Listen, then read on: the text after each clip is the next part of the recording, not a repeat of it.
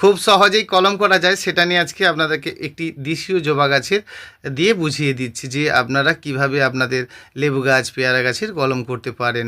তাহলে আমরা এক চাকর একটা ডাল নেব, নেওয়ার থেকে আমরা খুব বেশি হলে 1 ফুট পর্যন্ত কিন্তু নিতে পারি, তার বেশি নয়।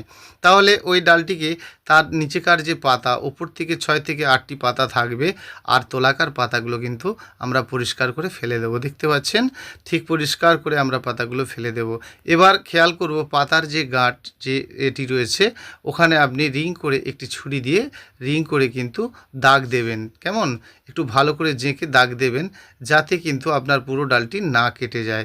তাহলে রিং করে আপনি ওই ছুরিটি ঘুরিয়ে দিন। দেওয়ার পরে ঠিক 1/2 ইঞ্চির মতো দূরে নিয়ে গিয়ে আবার আপনি রিং করে ওই একইভাবে কিন্তু ঘুরিয়ে দিন। তাহলে পুরো গাছের যে ছালটা সেটা কিন্তু রিংভাবে কেটে যাবে। কেটে যাওয়ার পরে কিন্তু আপনি ওই গাছের ছালটি তুলে দেবেন।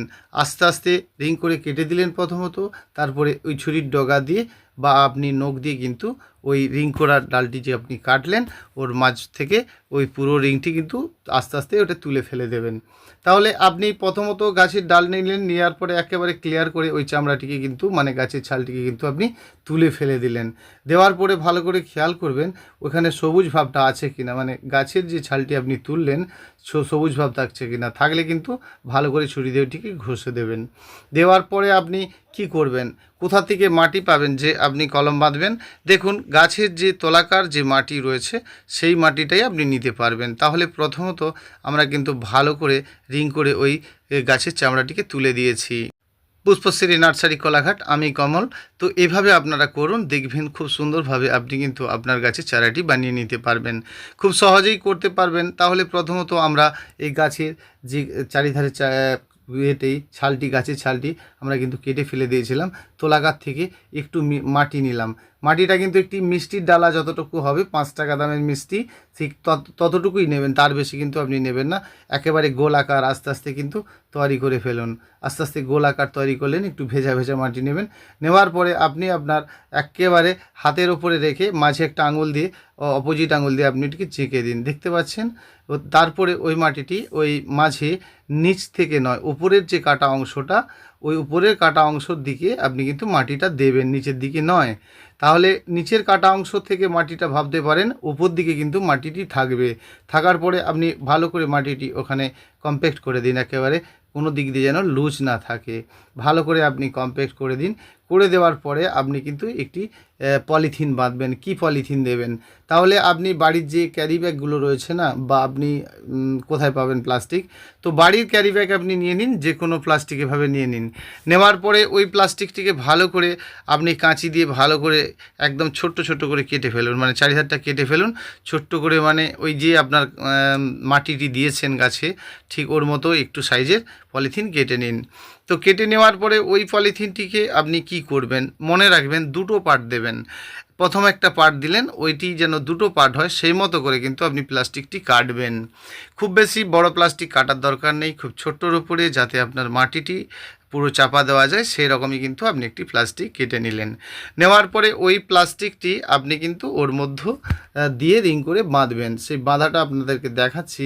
তো প্রথমত একটু শক্ত দড়ি নিতে হবে, সেটা লাইলন টাইপের নয়, সুতো টাইপেরই শক্ত দড়ি নেবেন, ঠিক আছে। এরকম দড়ি নেবেন, সেটা প্রায় 1 হাতের মতো দড়িটা নেবেন, মানে 18 ইঞ্চি সাইজের একটি দড়ি নেবেন।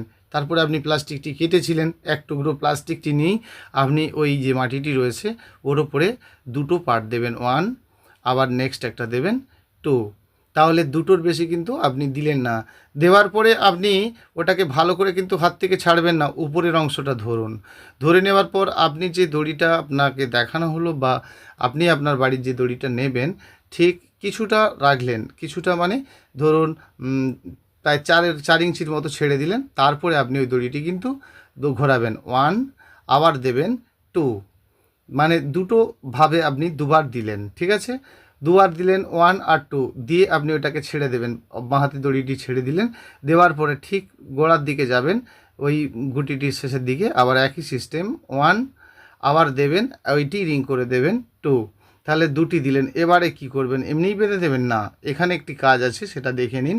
ওই 2টো দড়ি মাঝামাঝি করবেন, ওই গুটিটার মাঝামাঝি করবেন, ওখানেও কিন্তু আপনি দেবেন 1, তো দুটি ভাঁজ আপনি কিন্তু দেবেন। দেওয়ার পরে ওটিকে ভালো করে টানতে থাকবেন দড়িটি। দেখবেন দুদিকার মাটি দুদিকে কিন্তু আস্তে আস্তে চলে যাবে এবং গুটিটি আস্তে আস্তে ক্রমশ কম্প্যাক্ট হতে থাকবে। ওটি কম্প্যাক্ট হওয়ার এটাই একটি মূল কারণ যে আপনাকে ওটি ভালো করে টেনে নিতে হবে।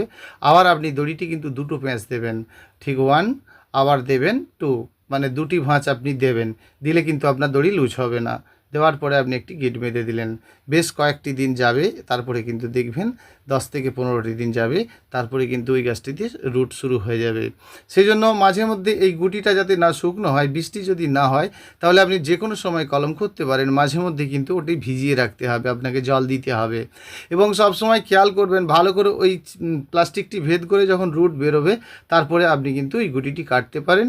কেটে নেওয়ার পরে ওর সাথে একটু মাটি দিয়ে এক্সট্রা করে বসে আপনি একটি নতুন গাছের জন্ম দিতে পারেন করতে পেয়ারা গাছে, লেবু গাছে, এরকম ধরনের নানান ফুল গাছে দিয়ে। নমস্কার বন্ধুরা, আজ এইটুকুন, পরের দিন অন্য